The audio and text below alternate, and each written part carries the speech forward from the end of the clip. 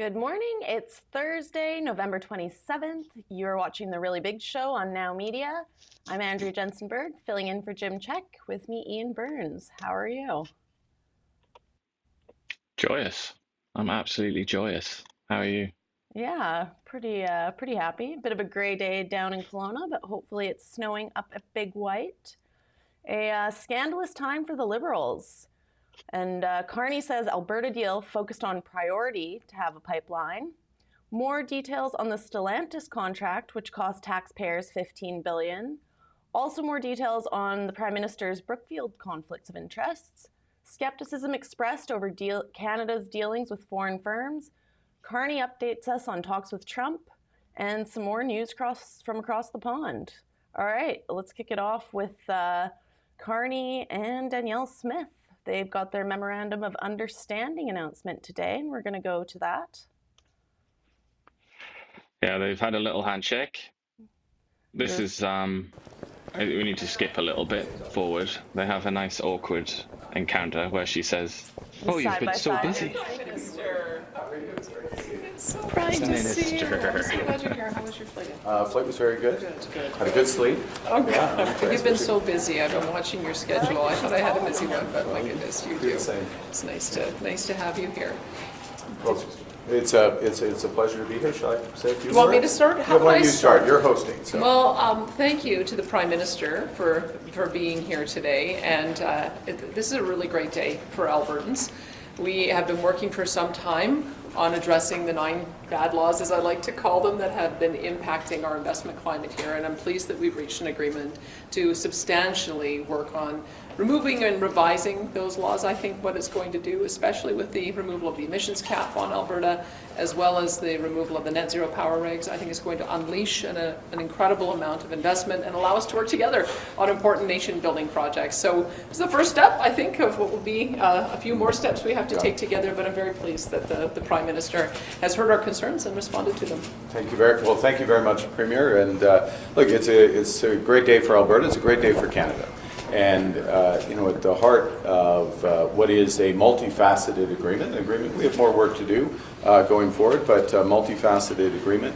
In effect, it creates an energy transition, all aspects of energy, but really sets the stage for an industrial transformation. At the core of the agreement, of course, is a priority to have a pipeline to Asia. That's going to make Canada stronger, more independent, more resilient, more sustainable, because the way we're going to do that is in combination with the Pathways project, which will be the largest carbon capture project in the world. It'll mean that Alberta barrels of bitumen are amongst the lowest energy intensive in the world, therefore competitive not just for tomorrow, but for decades, as well as creating a whole new industry for Alberta and for Canada. In addition, agreements, or at least intentions around nuclear power, interties with other provinces. So stronger language than we've heard from the Prime Minister before, saying it's priority. Although, as usual, I've pointed out many times that that he doesn't speak English very well. He doesn't even understand words. I was having a go at that CEO from, or whatever he was, Chief Operating Officer from Brookfield, not knowing what the word comprised means. Same bloody day, Mark Carney came out and used, and he doesn't know what that word means. He also doesn't, he doesn't know how to pronounce basic words like heinous. Like, he mispronounces it. Very, very strange for such a, he's like a member of the elite and has been since he was about 18 years old.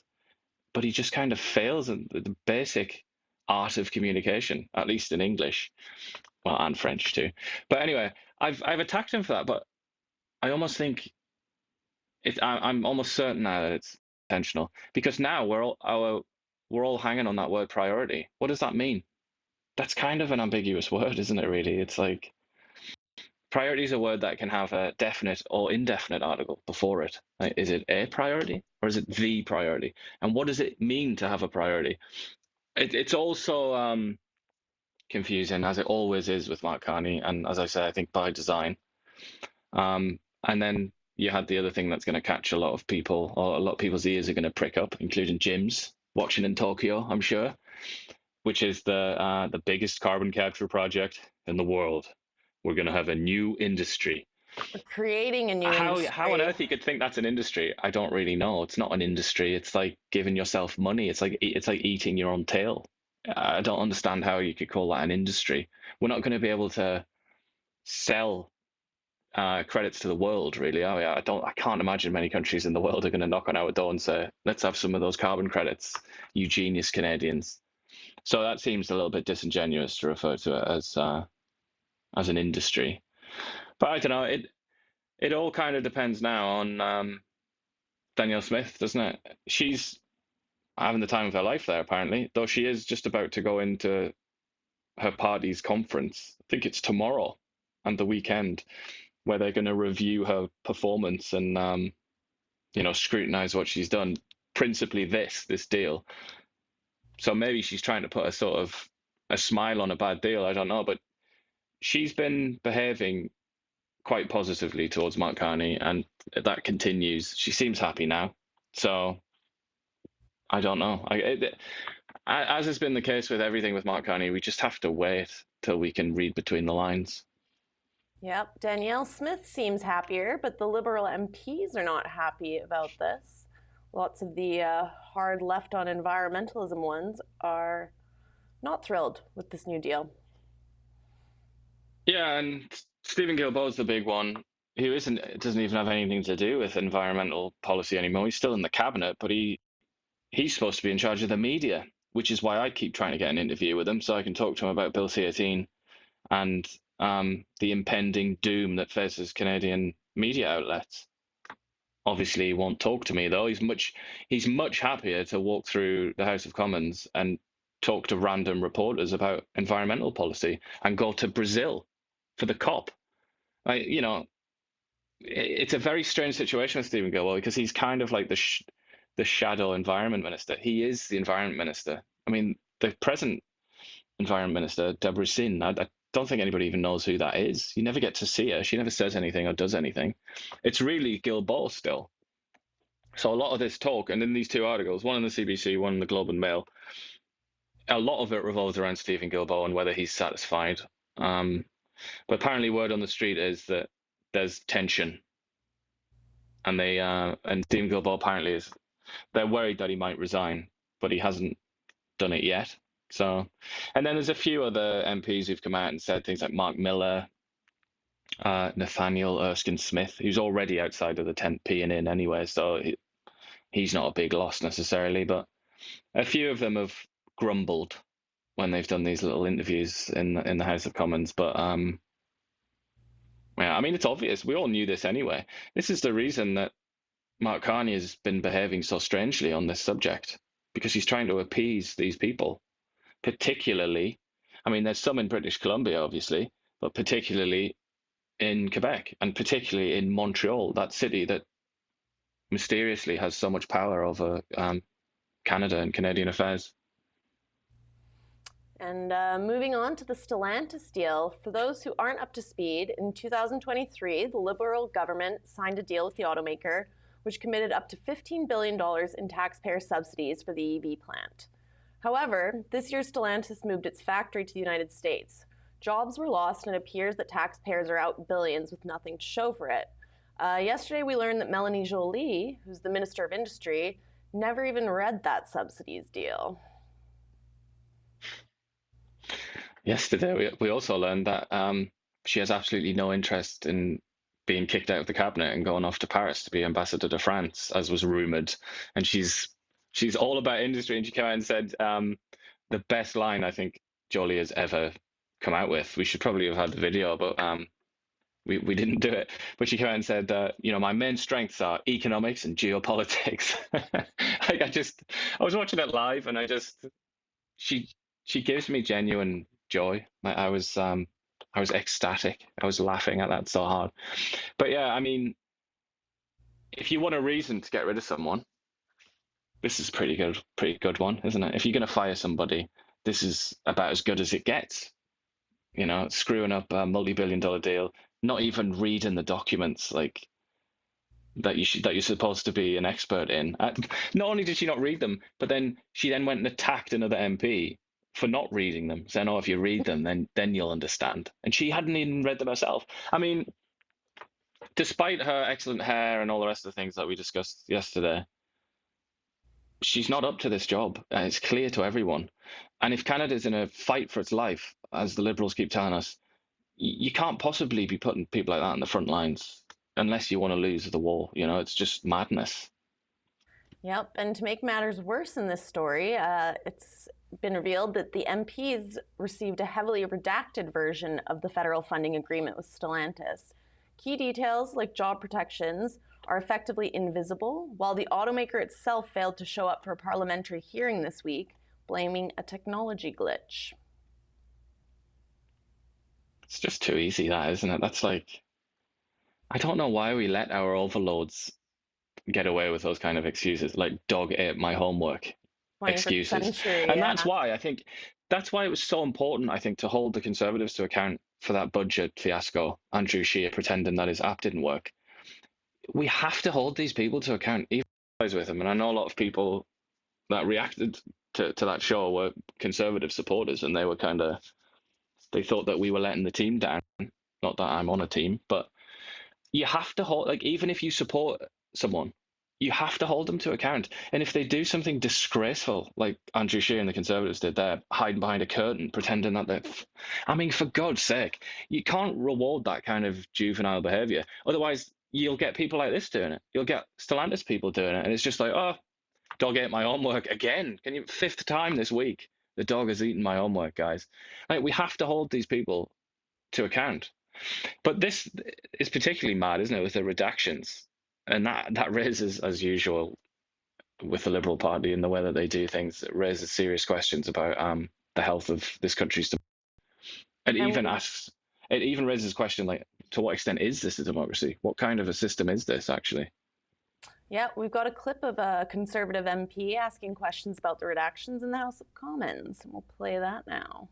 Did you consult with the minister on these redactions? No, we did not interact with the minister or the minister's office related to the redactions. So you're given free rein, and the minister has no oversight to what the department does? We were satisfied that the spirit of what was requested was followed by Stellantis, as has been the case in previous cases where we've had interactions with companies. Well, I hope you leave today with the impression that members of Parliament are not satisfied with the state of the documents as they are. We requested unredacted documents. Has the minister seen the fully unredacted contract? If she has, it wouldn't have been through my office, so my sense is no. I've actually not seen the fully unredacted version myself. You said everybody at the table had seen it earlier. Now you're saying you haven't.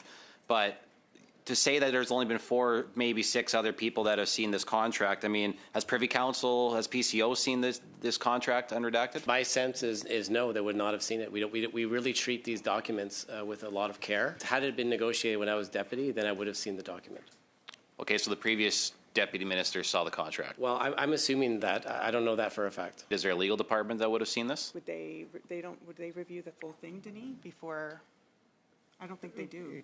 They would see clauses if Really? they were outside the standard. You're telling me the legal team for a $15 billion contract doesn't see the entire contract? They would really pulled in where clauses are deviating from what we would typically negotiate, would be my understanding. Okay, so you're telling me though that like somebody from legal, there should be more than I would assume that there's somebody that's overseeing the entirety of this contract. You're telling me that it's a piecemeal approach to how we're dealing with these contracts. Well, what really matters is the spirit of a contract. So I can't believe what that woman was saying there. Who is she from I assume she's from the Stellantis team. Is she? I don't even know who she is, but that was astonishing. Where she was like looking around, like, what? And then she was like, oh, it'll just be like a typical contract. What the hell are these people doing? Like, who are these people?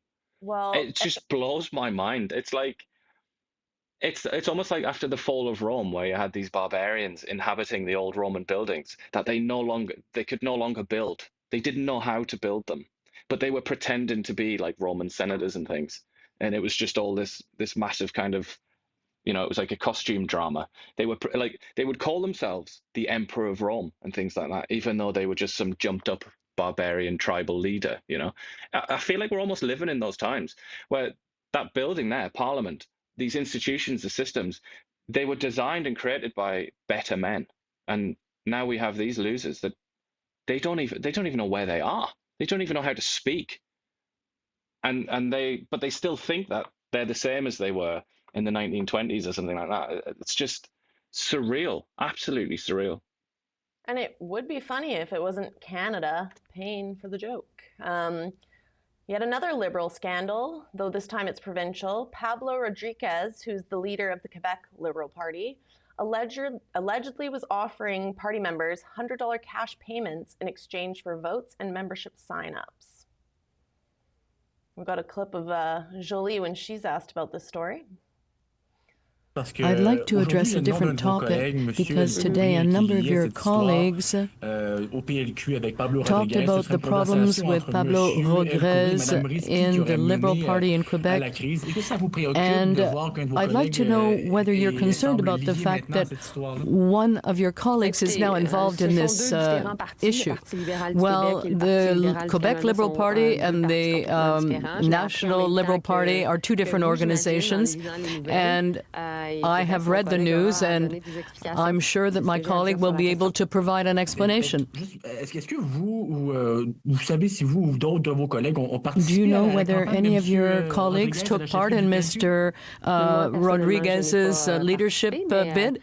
Well, I did not participate, but it is possible that other colleagues will be able to answer that question. Thank you. The problem is she's been caught out lying a few times. Do you even believe that? No, but it's quite an interesting jacket she's got on there. I think we can talk about that. That's probably the priority if we're going to use Mark Carney's language. We seem to have forgotten all the scandals associated with the federal Liberal Party. Then they aren't connected, as she said. Quebec Liberal Party and the federal one aren't the same organization. But we seem to forget these scandals so suddenly, don't we? So rapidly. Like not so long ago, the Liberal Party itself was just mired in scandal about how people voted and how people signed up, whether they were, actually in Canada, and then we had. Not to mention people just being turfed out of the party as an inconvenience, then replaced by Mark Carney there in Nepean. There's so many of these scandals, but I guess if you're a political operator, you think, who's talking about that now, other than us in this brief moment in time? Nobody's really bothered. So I guess they'll just expect this to kind of dribble away, and it probably will. Yeah, they've not been held to account. Holly Doan at Blacklocks is reporting that in the House of Commons, Conservative and Bloc MPs tried to ask questions about this potential scandal, and the Commons Speaker shut them down, declaring any inquiries on the matter off limits. I mean, it was a provincial matter, but... Yeah. Well, I guess, probably protocol was being adhered to there. So I don't know. But then again, almost anything can be made federal, can't it? It's quite a... I'm not an expert in parliamentary protocol, but I'm sure there'll be some kind of a loophole he could have used if he wanted to. Well, the argument that the Conservative MPs made was that anything in the news was worthy of being discussed in the House of Commons. So, well. Seems like a bit of a vague condition, doesn't it? Well, anything being discussed in the news. Full of vague conditions. I think that's part and parcel of Parliament. Also this week in the House of Commons, it was revealed that Prime Minister Mark Carney personally met with Brookfield executives in his office last month. On the surface, seems like a clear ethics breach, given that we know he still receives payments based on the company's performance. Conflict of interest and ethics screen he has on Brookfield. We found out this week that the Prime Minister met with Brookfield executives behind closed doors in his office in October, proving that his ethics screen is more like a smoke screen. The Prime Minister and Brookfield stand to gain millions from his policies. He knows he can't have any contact with Brookfield, but he met with them anyways. Why would he meet with Brookfield knowing he's barred from having any contact with them? The Honourable Secretary of State for Labour. Speaker, the Prime Minister in a few minutes will be doing his job. He'll be standing up for steel workers. Every project, every infrastructure project in this country depends on one thing, Mr. Speaker, Canadian steel, strong Canadian steels, and the workers who produce it, Mr. Speaker. Just completely. You know, where's the question? If Parliament was fair and just, if justice was done, the Speaker would have walked down there into the seats and dragged him out and thrown him outside onto the streets of Ottawa for that. Because that was just, he might as well have just stuck both his fingers up and said, like, Canadian voters are morons. I hate you all. You're all stupid. That's what he might as well have said there, because that's all I heard him say. That kind of behavior is just so beyond the pale, so despicable to behave like that as an elected official with extra responsibilities as well as somebody managing a ministry. I'm disgusted to the point of fury by that. And what a shame. What a shame again that it's the party that says that they try and defend democracy and democratic norms doing that. I'm convinced every day that they don't care even a little bit about democracy. They don't care even slightly about it. You can't even answer a question, not even in a vague way. Just pretend that he was answered a different question, you know? And the Speaker really should have rebuked him for that alone. I mean, maybe not dragged him out of the House of Commons, but at least said, answer the question, you know? But that's just appalling, really. And for the people who are kind of now becoming really obsessed about Brookfield, and there are quite a lot of those people out there, this just like pours gas on the fire, doesn't it? It's like, what is this? Like, why are they refusing to even, they're not even responding to questions about Brookfield now. What's going on here? That, if any, it's like the Streisand effect almost. It's like, it makes you want to keep asking more questions. Well, and one question that comes to mind for me, like, when do you start calling this corruption? Brookfield has its hands in so many deals we've seen being made by this government, and then our Prime Minister is meeting with them behind closed doors, and he only resigned from the company in January of this year. Yeah, and I mean, his entire sort of material standing in the world is dependent on the performance of that company. It's kind of, you know, put it another way, the money that he will leave to his children is right now, as we speak, mostly involved with Brookfield. Like, it's the big deal. You might think that he's above all this, but this is why, you know, proper democratic, like healthy, strong democratic systems really do separate the leadership of a country from commercial interests. They put an actual real wall between it so that they can't misbehave. And it's just the fact that he can. That's enough, really, I think. It's that he is in a position to misbehave. That is enough to raise a lot of suspicions, because he shouldn't even be in that position in the first place. That's the real scandal, I think. Well, if this was going on in Russia and China and the States, you wouldn't stop hearing about it from, say, the CBC. We're going to go check to see if the CBC has anything about the story yet. But yeah, the Conservatives are calling for him to sell his Brookfield assets. We're getting the CBC up there. Pipeline, that's a good one. Oh, I want to read that one. Carbon capture in a nutshell. I'm sure that's 100% above board and honest. Mm-hmm. Yeah, nothing. Is this actually the first image of dark matter? Who knows? But yeah, still nothing. And this is huge this week. Why is completely incurious. I would say this. CBC are completely incurious about the Brookfield story, aren't they? They're just not interested. Nope. So yesterday we talked about how Nokia is building a campus in Ottawa. But is this actually a win for Canada? Toby Lutke, just don't know if I said that right, points out that it looks like this deal is going to follow a trend that actually harms Canadians. I'm going to read out this tweet for people only listening to the audio because it does explain it well. What you are actually doing here is to bribe Nokia to put these jobs into Canada by paying hundreds of thousands of dollars per job from taxpayer money. What this does is to lower the cost basis of Nokia per employee. This has been going on for decades, called FDI, which all civil servants think is a good thing. I spent a lot of time explaining, oh, I lost it there. It's not good because essentially, American and overseas branch offices can employ Canadians at half the cost to all the Canadian companies around them due to these subsidies. Not good. And then goes on to say, they're toxic.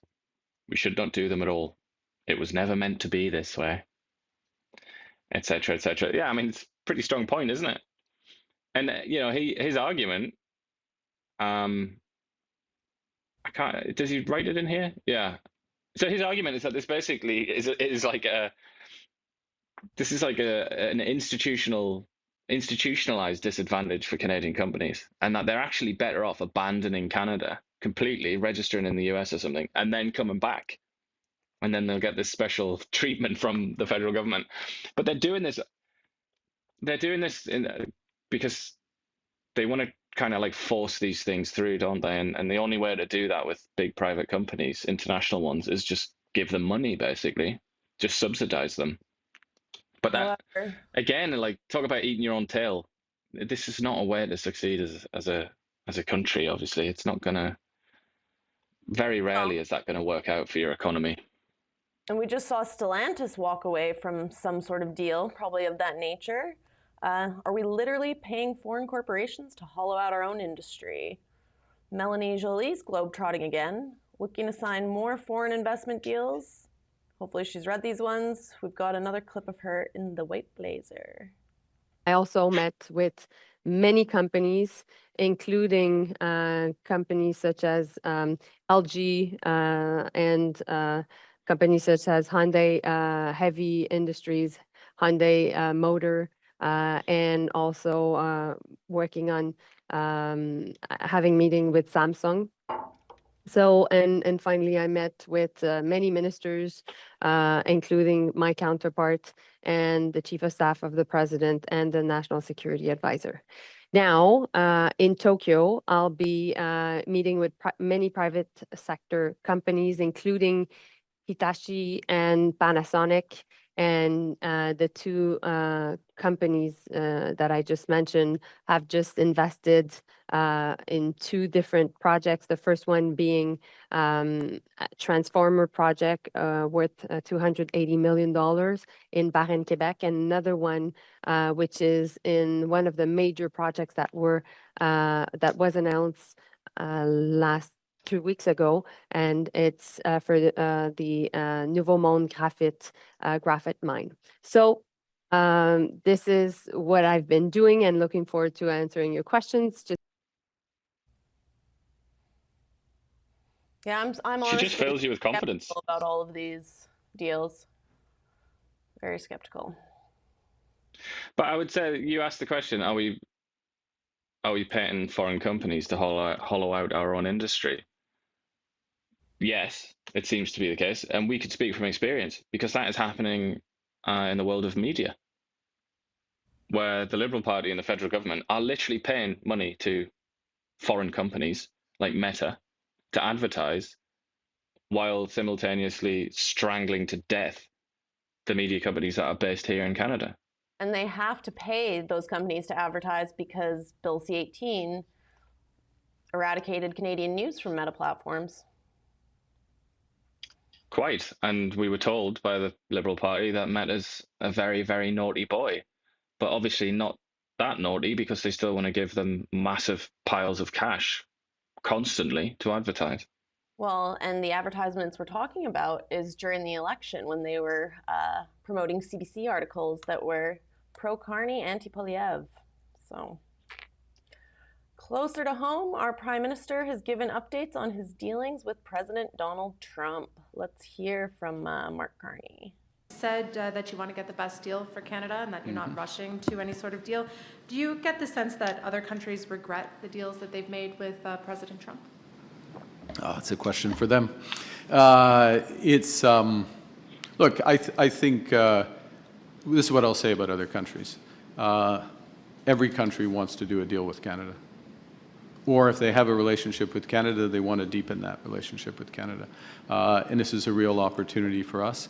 Of course, we want to further improve the existing trading relationship with the United States. We stand ready to re-engage when they are. But at the same time, we're going to do a few other things. First and foremost, build this economy, to be masters in our home, maîtres chez nous, and invest to make sure our strategic industries are there when we need them. And then secondly, to develop those commercial relationships abroad. And I think you're seeing, given the scale of agreements that we're concluding and launching, and the time frame, and I'll make one last point and then pass to your colleague if I may, which is, when we're announcing these free trade deals, for example, with India, the start of the intention for negotiations, or with Thailand or the Philippines as three recent examples. The intention is to conclude these in a year. Okay, this is not let's have a 5 to 8 year long process. Let's focus. Let's take the opportunity. Let's diversify. Let's build out, and that itself will start to seal. We have to conclude these, obviously, but we want to have, and a final point on it, if I can, sorry, I think I'm already beyond my final point, but this is one of the many reasons why we want to make sure that we maintain the capacity in our steel industry, in our lumber industry, in our aluminum industry, and other strategic industries, and the workers as much as possible, like in their roles, in their jobs, because demand is coming. We're creating that demand, and that's a big part of what this announcement today is about. If he didn't have that accent, would you assume that English was his first language? Because I'm almost curious now, and he's got that accent. Like, has he been to like an accent therapist or something to hide his, I don't know, what accent would it be? But I swear he doesn't speak English, does he? He's not fluent in English. I think he's a numbers man. He's always first point, second point. I think he's not very used to public speaking, and hard as he tries, he's just always fumbling his words. Well, he's been doing it. He's been doing public speaking on a massive stage for, 25 years or something, or more maybe? And you think he would have figured it out by now. He certainly figured this out, and this. Those are his three, aren't they? You got this, and then this. Yeah. He likes to nailed count. it there. But yeah, some interesting things there. I mean, the idea that doing free trade deals within the space of a year, that's bloody interesting. I mean, and very, very unlikely, I would say. Unless by free trade deal he means really just a sectoral deal masquerading as a free trade deal, which is probably the case. Because, free trade deals, they take sometimes like 10 years or something or more. They take a really long time because there's so many things to figure out, just in terms of like the details. And then there are every single page of the deal will involve a new sector of the economy, and then they'll come and they have to complain to you for like a year. Then you have to give what you're going to do. Then they'll complain again, and then it's like, okay, we'll settle on this. I just can't imagine that's an accurate prediction from him. Well, we've got another clip of him from the same press conference. Let's hear what he's got to say. You mentioned in French that you had a conversation with Donald Trump over the last 24 hours. Yeah. Can you elaborate on that, please? And also, when you go to Washington next week, will you bring up with him the pain that our sectors are currently facing and talk about re-engaging? I'll bring up with him what I bring up with him when I see him. These are points I do make to him. My exchange with the president yesterday was not newsworthy. So it wasn't about... I just responded to a question, wasn't newsworthy. How's that? Next question. I think that's for us to decide. I wonder what that question was. Yeah, what was the question? And they will be meeting next week to discuss, or at the announcement of the FIFA World Cup next year, which I'm very excited for. But that's the capacity in which they'll be seeing each other is, Yeah, it's not like they've made this arrangement. It's because it's Mexico, the United States, and Canada are joint hosting the 2026 World Cup. Well, he did say he's gonna speak to him, like beyond just how about that soccer, huh? Like he said that he is gonna have a conversation, but he did say, like, in his words, I don't want to over dramatize it. That's what he said. I mean, while over dramatizing in the process, obviously, as is often the case with our beloved Mark Carney. But yeah, I really do wonder about that question. I mean, I don't know. Was the question just, are you coming to DC? Lol? Question mark. Was that the question? I don't know. But I'd be interested to know, like, what else could it have been? I mean, maybe he asked him, I don't know, are you going to build a pipeline? I don't know. It is interesting. I would love to see, and I'm sure if I live long enough, I will get to see all the text messages that Donald Trump sent during his presidency, because I'm sure at some point they'll be made public. Do you think either of us will live long enough to see the World Cup coming home to England? To be fair, I mean, they really are one of the best teams in the world right now. Like that's not just Southgate's gone now. I always hated Southgate, so you know what? Let's bring it home. If a German wins the World Cup with England, then that would be funny, wouldn't it? At least that would be funny. That would finally be sufficient apology for the Second World War, I think. Yeah, I would agree. All right, so today, not only do Alberta and Ottawa announce their memorandum of understanding, federal government is announcing new measures to protect Canadian steel and lumber industries, two sectors that have been heavily hit by the trade tariffs. I mean, he's been accused again of not doing enough. You can see why when you read this. It's basically there are a few measures in there that kind of just look obvious, like making it cheaper to transport goods, including steel, across Canada when those goods are going to be used on a Canadian project or like a project in Canada. Like stuff like that, it amazes me that wasn't done a very long time ago. But some of it is kind of pie in the sky, because it's kind of like it's a repetition of what he said many times. On all these projects that we're building, we're going to use Canadian steel and Canadian lumber. It's like, but we're already doing that. I thought, like, you said that ages ago, but it's kind of the same thing. And then obviously tariffs, and they're not quite tariffs. It's more to do with quotas, or the quotas at which certain foreign countries can sell their steel into Canada. They're going to have their quotas shrunk, basically, so that we get less foreign stuff, and theoretically, therefore, the Canadian steel will be used instead.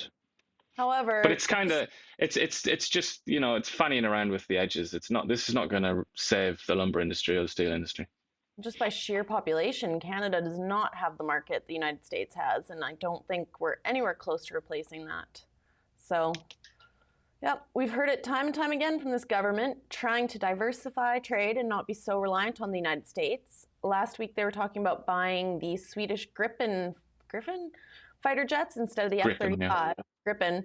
But documents obtained by Radio Canada show that the Swedish planes don't measure up.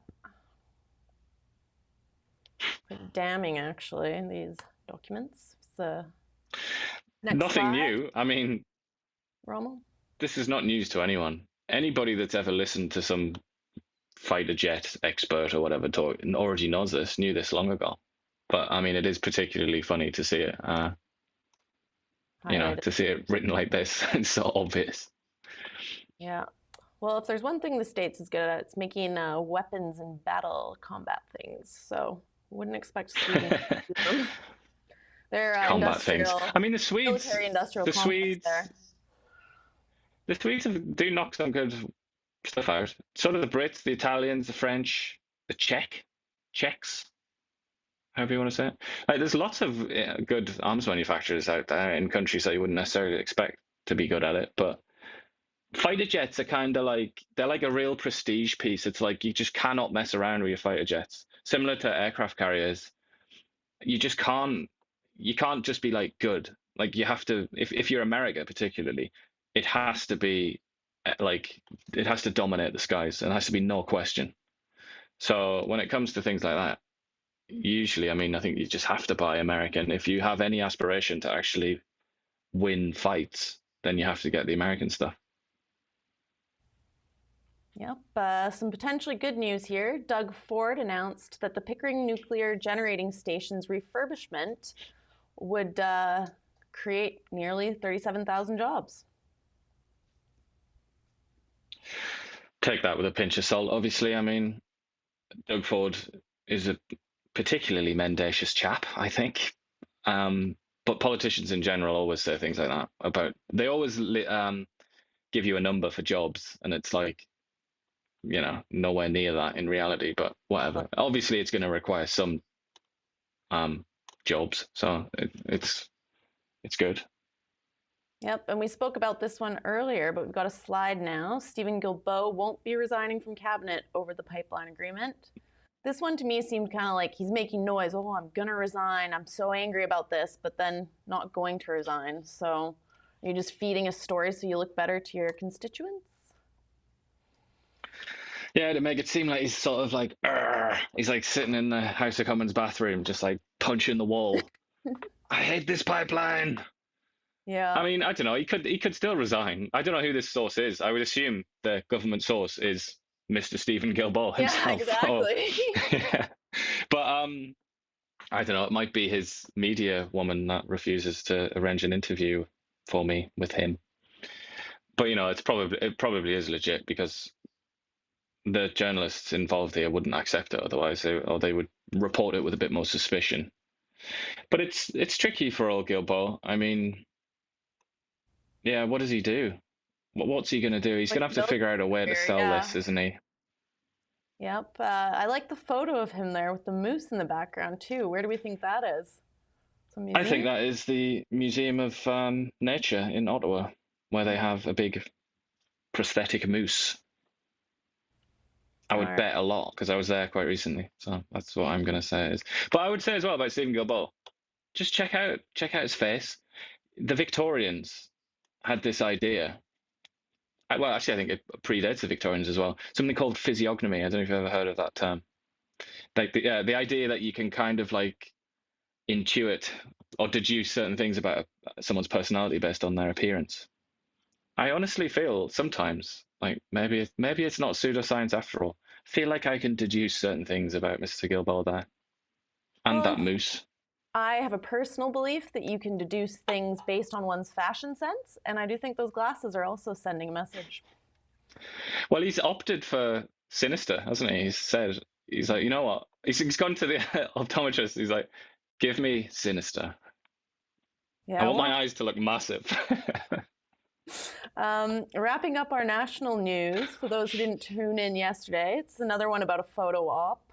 Blacklocks revealed that taxpayers were billed $32,000 for this fake set. The leader of the opposition, Pierre Poilievre, has seized onto this one. Isn't it crazy though? Like Jim often brings up, who's back by the way on Tuesday. We're not going to be in tomorrow, we should say. We're not going to be doing a show on Friday or Monday, I don't think. Jim will be back from Japan though on Tuesday. But as Jim often points to, the Stephen Harper orange juice. Like, where have all those people gone? There must be a lot of those people still alive who were absolutely furious about that glass of orange juice. Where are they now? Should we go knock on their door? Like, what about this? 33 Gs, 33 large on a photograph. Wasteful. And as we cover these stories, I think about it sometimes. You just throw around the name billions, numbers in the millions and millions like it's nothing. It's like, yeah, we're not counting our pennies in this country anymore. That wraps it up for the national news. On to British Columbia.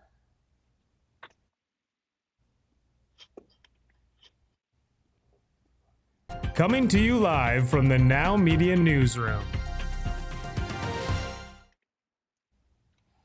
All right, so today we've got some good news and some bad news for the citizens of Vancouver. First, the good news. The mayor has announced there will be no property tax increase this year. We've got a video of him speaking. So giving people a $20 a month tax break instead of a $10 one Do you feel like it was very important to get I 600 people out to talk so about that? I think it's super important that we are very clear what we stand for. We stand for affordability. So as much as you talk about the dollars and stuff like that number moves all over the place depending on what type of home or business you run, and although like for the businesses that all gets pushed into the cost of whatever goods or services they provide. But we have to be very clear that we stand for affordability. We wanted to send a signal out there, just like we sent a signal that we stand for public safety. It couldn't be any more clear. We're the only party that stands for public safety, whereas other elected officials here that aren't standing behind me, they dance around the issue or they vote against it. We stand for our firefighters, and we stand for doing the core services that the City of Vancouver, the residents want. It's our responsibility to make sure that potholes are filled and sidewalks are safe. Some people think that that's nice to have, but I can tell you, having spent over 2 decades in seniors care, a tripping hazard is actually a life or death thing for most seniors. So this is a real issue. So we're running our city the way it should be run.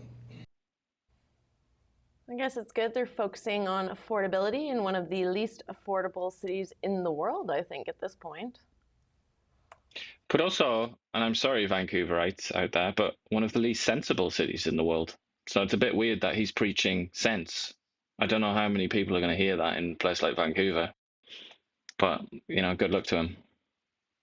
And the bad news for Vancouver is that the annual celebration of light fireworks have been canceled indefinitely after 33 years. Mark Nixon here getting a little annoyed that Ottawa found money for other events and none for Vancouver, but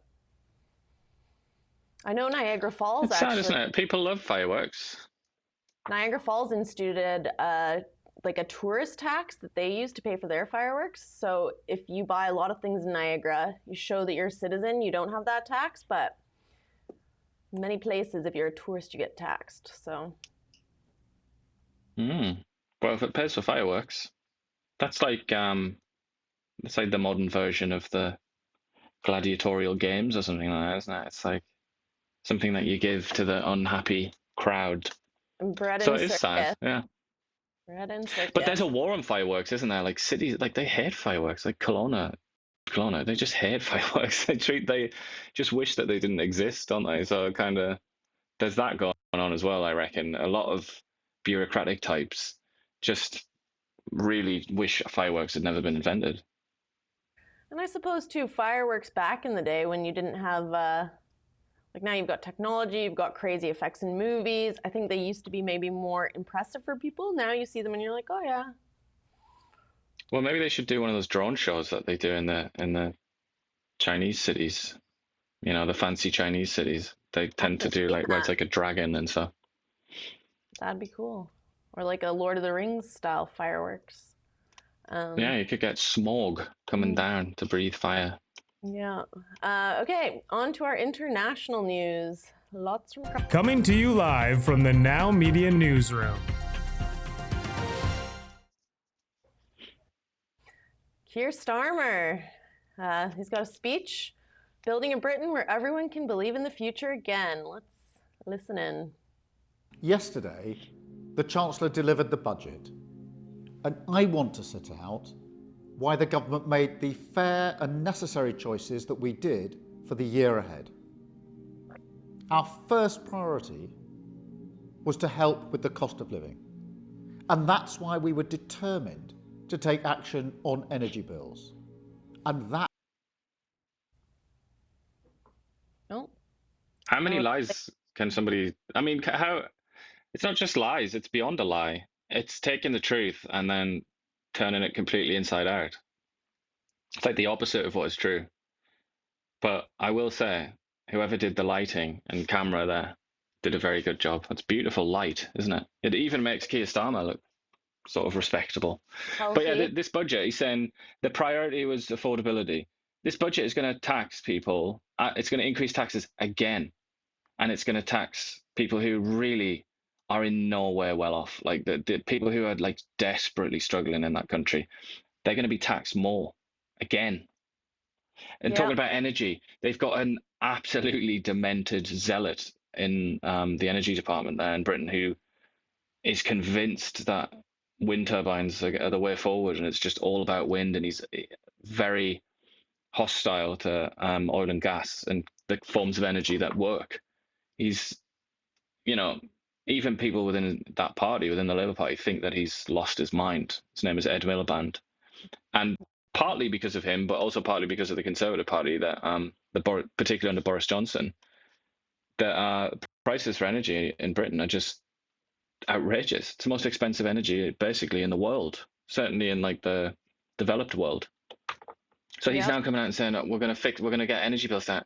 It's just, can you see, if you only get access to Keir Starmer through this show, can you see why he's the least popular Prime Minister in modern history in Britain? I mean, I feel like that's adequate, really, isn't it? And yeah, I think, as you said, this budget is increasing taxes. You see a lot of Brits disillusioned, and they're paying, and there's such a huge welfare system in Britain. So if you keep getting taxed as a middle-class citizen and you're doling out money, I think we see here later on that they're increasing benefits for certain things. That's how you end up with, And it's for the one that's upset a lot of people is, usual with almost all things in the West now, it comes down to like immigration and ethnicity and culture and things like that. But one of the things that's upset quite a lot of people, particularly on the right, is that they are spending a lot of the money that they're going to generate through taxes on expanding the child benefit, so that it's, because it used to stop at 2 kids and then your 3rd kid wouldn't be covered, which I always thought was a bit strange, and especially in a country that has a really low birth rate like Britain does. So I was quite confused about that in the first place when it was first put on the books. I think the Conservative government did that. But now a lot of people are coming out and saying they've like got as is always the case now, they've got hold of like the demographic data and stuff, and they're all saying this is going to benefit this percentage of foreign-born people and from these cultures, and it's like, so immediately they're feeling like there's almost like an ethnic element to it, or a cultural element to it, and a sort of domestic versus foreign element to it, which almost all things now in Britain, as in the United States, almost everything is seen through that prism now. So just yet another reason why the budget is so unpopular is people feel like, and then the other one is pensioners. Pensioners are getting like yet another visible increase to their pensions, and it's going to be paid for in part, at least, by higher taxes on working people, as they say, like younger people who have jobs and have to support themselves. And that is also very unpopular. And that goes into the other sort of prism, which is old versus young. And it's increasing those tensions. And they've also announced a new mile-based tax for electric vehicles. I think we got a video on that too. Taxed according to how much they drive, and not just by the type of car they own, by introducing the electric vehicle excise duty on electric cars. This will be payable each year alongside vehicle excise duty at 3p per mile for electric cars and 1.5p for plug-in hybrids, helping us to double road maintenance funding in England over the course of this Parliament.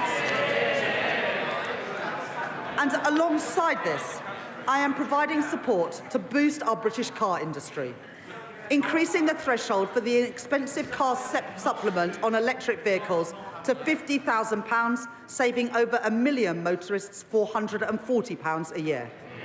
Providing £1.3 billion additional funding for the electric car grant, extending it to 2030 and taking total funding to £2 billion, as well as delaying changes to the employee car ownership scheme. In addition, we're investing a further £200 million to accelerate the rollout of EV charging, as well as 100% business rates relief for EV charge points for the next decade, with thanks to my honourable friend, the member for Camborne and Redruth, for his representations on this policy.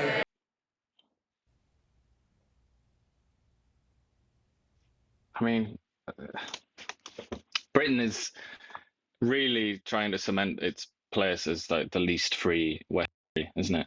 It's so unfree that now you will be taxed based on How much you how drive. far you drive. Like it's almost like you're in a taxi, and it's like, you know, it's ticking along. The meter ticks along, and it's just people were they were seduced into buying electric cars in England. It was like, got to do it, got to save the environment, guys.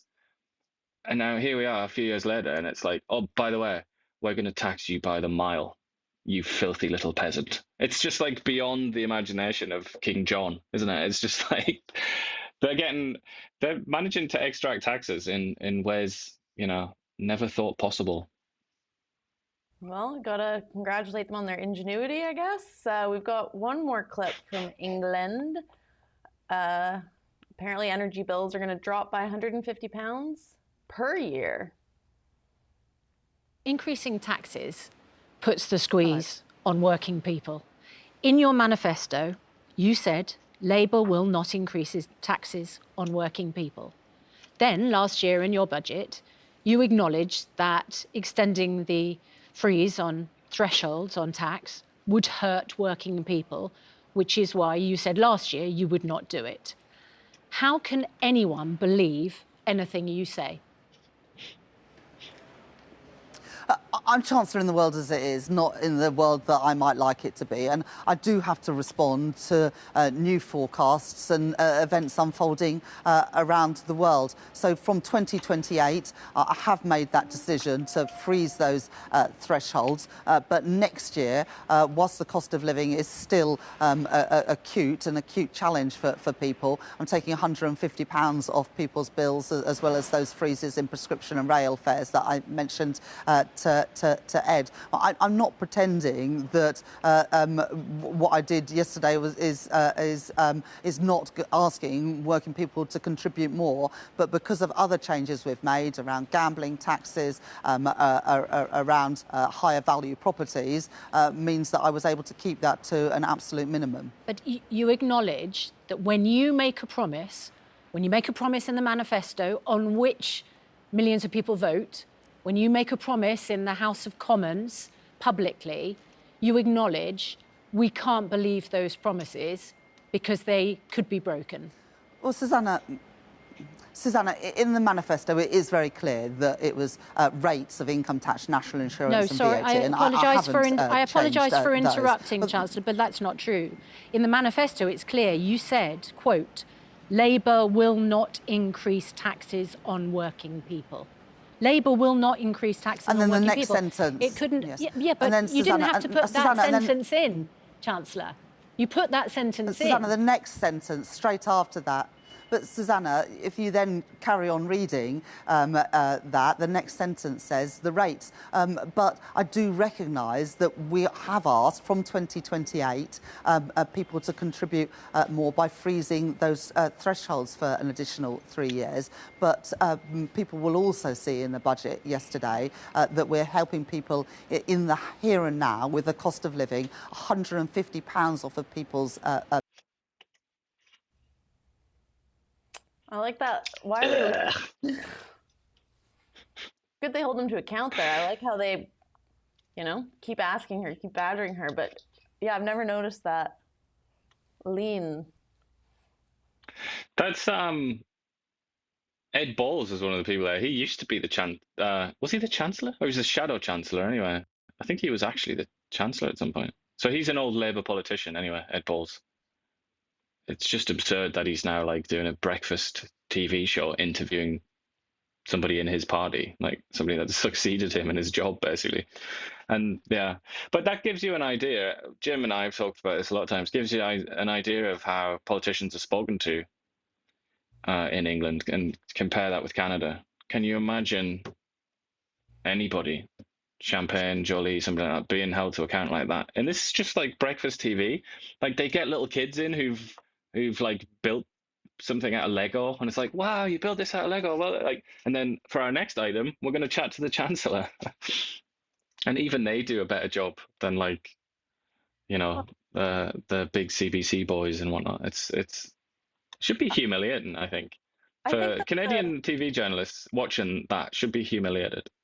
I think that's a cultural thing, though, because England, like British people are more direct. Canadians tend to be very passive aggressive. So I think they're not used to direct conflict, Canadians. I think that's part of the reason why we don't see.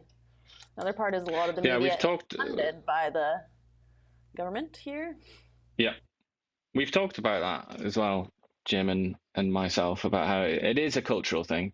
And that's definitely true. It's very hard to overcome that. But Canadians, you lived in Toronto for however long. You know that there are Canadians out there who they do exist, who can be quite sort of forthright. Just give them jobs. I mean, most of the media companies are headquarters in Toronto.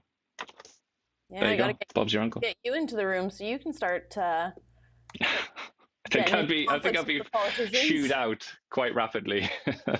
Yeah, we'll see. We'll see. Back on this side of the ocean, Elon Musk is expressing shock, I guess, over the Biden administration's failure to vet Afghan refugees. This was during that when they pulled out of Afghanistan rapidly under Biden and did not go well. Yeah, I mean, a catastrophe for America's reputation. Yeah, in many ways. But this is, I don't know if you've got the next slide as well, Trump coming out and very, very forceful language, like talking about being forthright and just good old-fashioned aggressive rather than passive-aggressive. Trump just came out instantly and he says, like, yeah, no more Afghan immigration applications, just not going to process them anymore. And what's very interesting about this, you may be familiar when it comes to Afghan immigration in particular, you may be familiar with the argument in defense of it, which is they helped us in Afghanistan, which I always found strange. I thought it was meant to be the other way around. I thought the Western countries were helping the Afghans to escape the rule by the Taliban and create a new modern country. I didn't realize they were helping us help them. But anyway, often when the argument is, oh, but they helped, now we have to have them live in our country. Well, it turns out this guy is also one of the Afghans that helped. And like, unfortunately, way too many of these Afghan refugees or migrants, whatever, he has gone on to commit a crime. And that shouldn't be too surprising when you think anybody that knows anything about Afghanistan knows it's one of the most violent countries in the world. Shouldn't really surprise you that people that come from Afghanistan, as a group, on average, are going to be more likely to be involved in violent incidents. You know, that's certainly, that can't possibly surprise many people. But this argument has been going on in the background for ages, and I get the feeling that Trump and his team, that they've just kind of taken the opportunity presented by this, the opportunity of a crisis, and just said, okay, we'll do this thing that we wanted to do anyway. Yeah, because it was an Afghan who shot the 2 National Guard members in D.C. That's what's been reported. Yeah. Indeed. And then they came out and said he was dead. Said they were both dead. It's a man and a woman, isn't it? But then that was the West Virginia governor, I think. And then somehow that was inaccurate. They are still alive, but I think they're in pretty serious state right now, critical condition.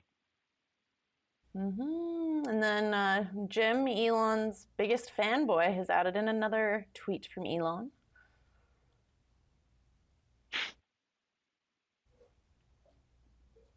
There we go. I think Nazi has lost its meaning as a term. It's kind of like Hitler. The word just thrown around. It certainly has lost its meaning, because there are literally, to my knowledge, there are literally Z's alive today. I mean, maybe there's like a 110-year-old Nazi still somewhere hiding in an attic somewhere in Germany. But basically, Nazis are gone, and so's Nazism. I mean, I'll do the classic. I'll do the Melanie Jolie. Read a book, and then you'll know that it's finished. So at least have the common courtesy to call them neo-Nazis or something like that. Then that's vague enough to give you a bit of plausibility. But to use the word Nazi or even fascist, when people do that, when they misuse those words, it's almost like them telling me that they're completely ignorant and that there's no point having a conversation with them, because they literally haven't even They haven't even done the basics of reading. They don't understand the basics about the world. And it's a bit of a boy who cried wolf. If you call everyone a Nazi, then definitely doesn't matter anymore. Alrighty. Yeah. That is our show for the day. We are live every weekday at 9 a.m. Not going to be here tomorrow, not going to be here Monday, but Jim will be back with you on Tuesday. Yeah, a return show. And I will be in Mexico. Be a big deal. All right. Enjoy. That's it for the day.